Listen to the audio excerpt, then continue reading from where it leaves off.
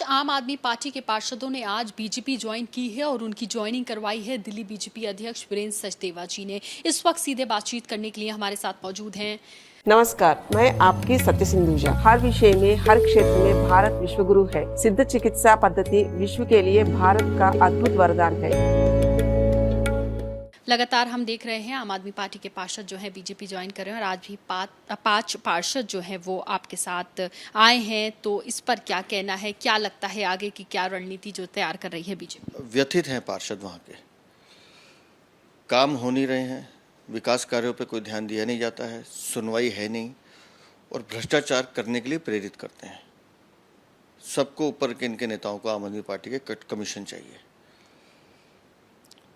और हम भी चाहते हैं कि दिल्ली में पार्षद किसी भी पार्टी को, लेकिन अपने क्षेत्र में की जनता से चुनकर आए तो क्षेत्र की सेवा करें। तो उनका सिर्फ एक ही कहना था कि हम अब चूँकि स्थायी समिति का गठन होने जा रहा है तो हम सब भारतीय जनता पार्टी में माननीय प्रधानमंत्री जी के नेतृत्व में अपना विश्वास व्यक्त करते हैं और हमारे क्षेत्र में हम लोगों को काम करा पाए, इतनी सुविधा आप हमें दीजिए। तो हमने उनको स्वागत किया और हमने कहा है कि हम मिलकर सब लोग दिल्ली की सेवा करने में लगेंगे। दिल्ली की सेवा की आपने बात की और अब से कुछ दिन पहले युवा कार्यकारिणी आप लोगों की हुई थी और आज प्रधानमंत्री ने मन की बात में भी युवाओं को सियासत से जोड़ने की बात कही है। तो युवाओं को किस तरह से आगे आने वाले चुनाव में आप आगे रखेंगे और क्या कुछ रणनीति युवाओं को लेकर बनाई जा रही है? देखिए, युवा कार्यकारिणी में मैंने उन सभी साथियों को, जिनकी आयु ज़्यादा नहीं है, मुझे लगता है सब 20 से 30-32 साल के युवा थे, उन सबको मैंने कहा कि अगर हम पार्टी में काम कर रहे हैं तो आने वाला भविष्य आप हैं। तो जिस तरह से राजा रजवाड़ों में राजकुमार होते थे, तो ये आज के हमारे राजकुमार हैं जिन्होंने कल इस पार्टी की विरासत को संभालना है। तो हर व्यक्ति का आचरण, उसके संस्कार, उसका शिष्टाचार, ये मैटर करता है और साथ में हम जनता के लिए हमारे दिल में कितना दर्द है। जब तक वो दर्द नहीं जगेगा, हम जनता के बीच में नहीं जाएंगे, उनके काम नहीं करेंगे, तब तक जनता आशीर्वाद नहीं देती है। तो पूरे दिन की कार्यकारिणी थी। अब लगातार हम उनकी एक ट्रेनिंग शेड्यूल भी बना रहे हैं और माननीय प्रधानमंत्री का जो आह्वान है 1 लाख युवकों का, आप देखेंगे भारतीय जनता पार्टी में, मैं अपना उदाहरण देता हूँ, मेरे परिवार में कभी किसी ने राजनीति नहीं की, आगे भी कोई करेगा ऐसी कोई संभावना नहीं है। तो लेकिन हम लोग, पार्टी ने अवसर दिया तो आज मैं इस कुर्सी पर बैठा हूँ। तो ये भारतीय जनता पार्टी में एक संभव है कि एक पोस्टर लगाने वाला राष्ट्रीय अध्यक्ष बन सकता है, एक समिति का अध्यक्ष आज प्रदेश का अध्यक्ष बन सकता है। तो भारतीय जनता पार्टी में ये संभावना है। इसलिए माननीय प्रधानमंत्री जी ने भी कहा किसी भी राजनीतिक दल में जाएं, लेकिन युवाओं को अवसर मिलता है क्योंकि युवाओं के पास इमेजिनेशन है, काम करने की क्षमता है और उत्साह है। तो अगर उस उत्साह को देश के विकास में लगाया जाएगा तो निस्संदेह अच्छे परिणाम आएंगे।